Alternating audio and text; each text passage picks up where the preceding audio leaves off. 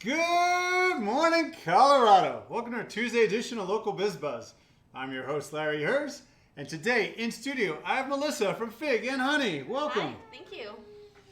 We've had a good amount of charcuterie on this show over the year. July actually will be the 1 year anniversary of the show.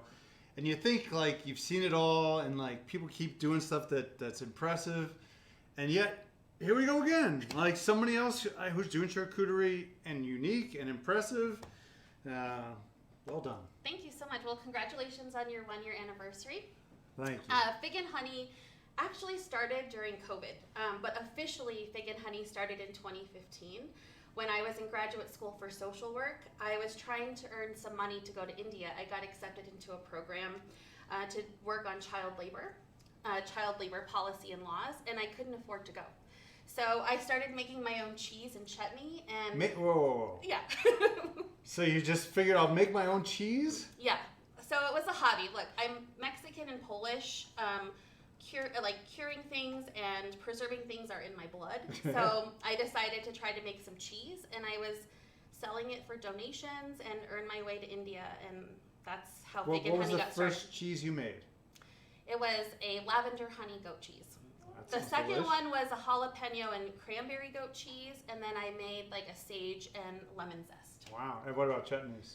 The chutneys, it was all over the board. So I made a fig, I made blueberry jalapeno, I made mango. I mean, the list goes on and on. So how did you go from doing it in 2015 to making it into a business during COVID? Well, I started calling my cheese and chutney Fig+honey. I even registered it as an LLC. I thought it was going to go somewhere, but I am a social worker at heart.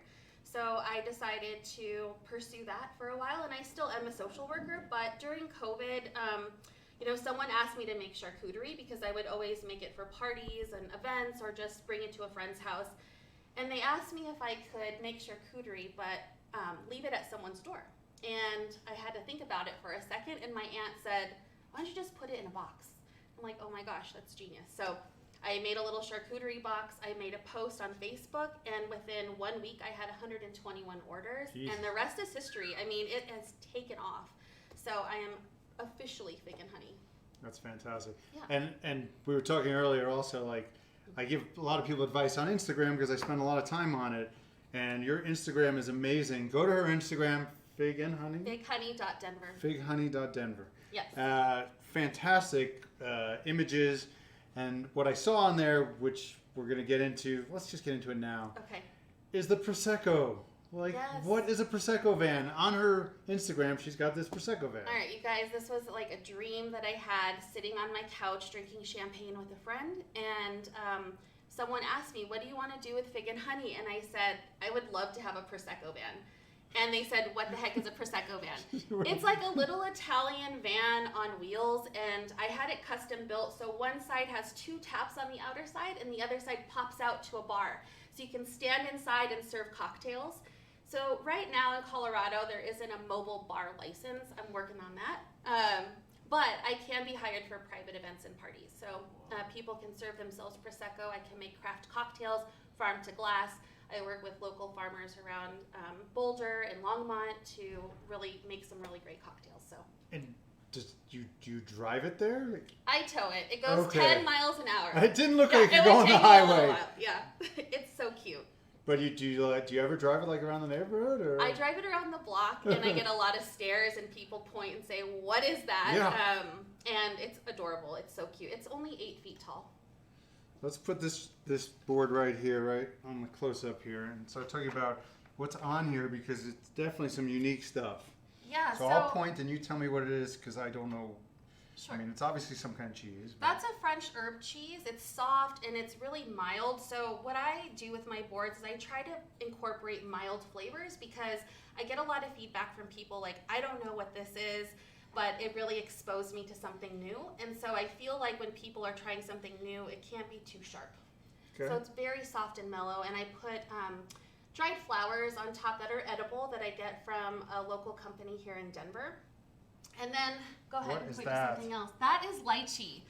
So that's a tropical fruit, and I'd love for you to try it because Okay. it's so delicious. But what I do is I take the top off of the lychee so people aren't too afraid because it's kind of shiny. And Do you eat the outside?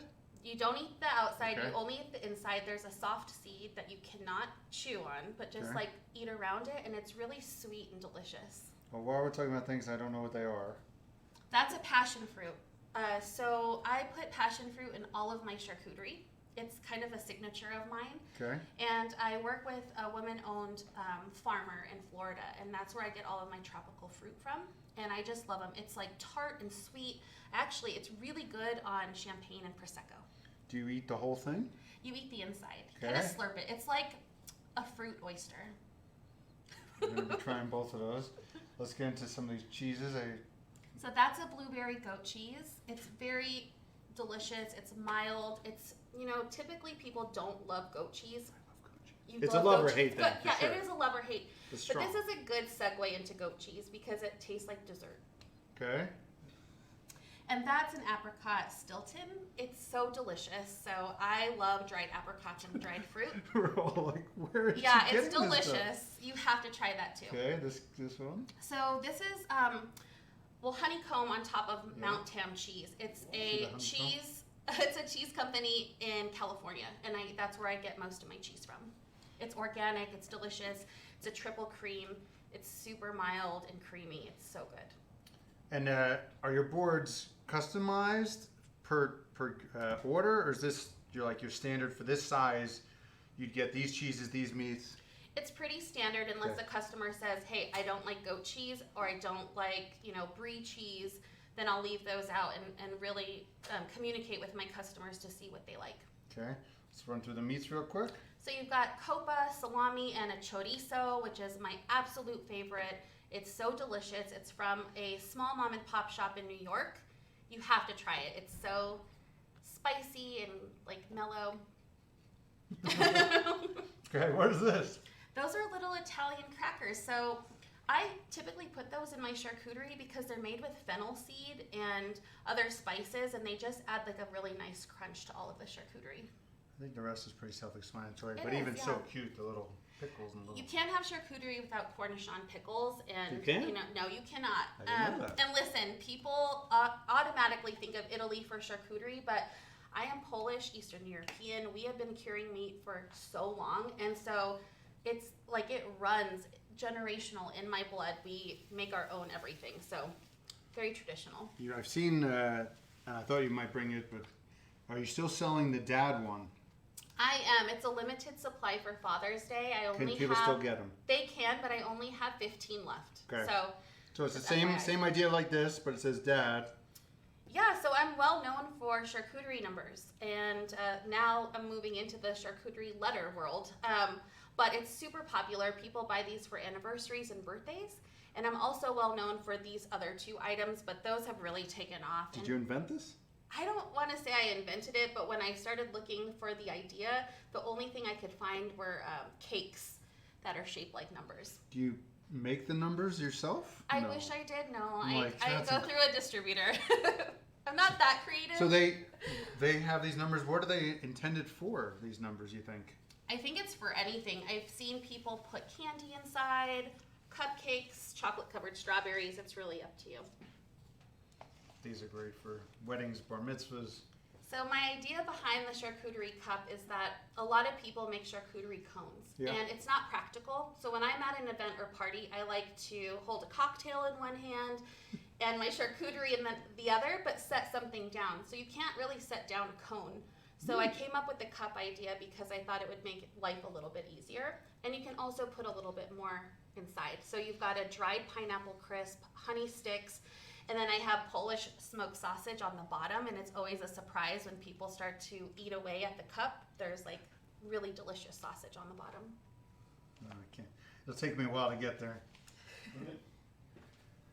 You got mad skills. Thank you. And then this one turned out to be a big deal. This one, yeah, literally took off. So I made this for someone that was going to go on an airplane because, right now a lot of airplane companies don't feed you. Yeah.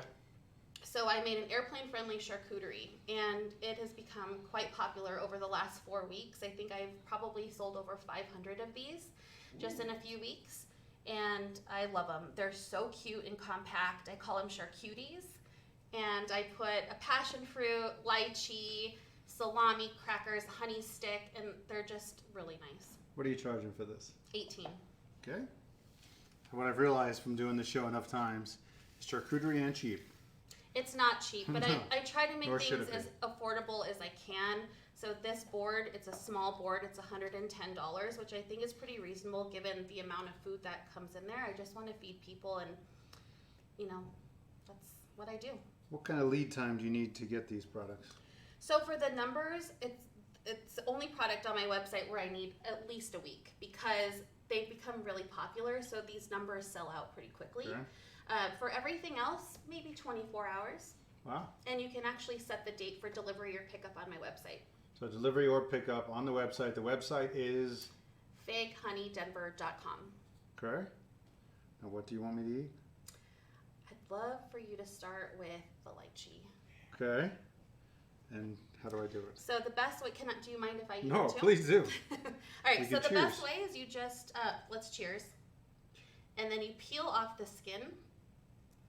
Just bizarre that I've never done It's a this little before. I've wet, eaten but it's lychee. delicious, so don't be scared. I'm not And scared. you're going to pop the whole thing in your mouth, like that. And you're going to eat around the seed. Except for the part where we say let's eat before we eat it. Shoot. Oh my gosh. Okay, let's eat.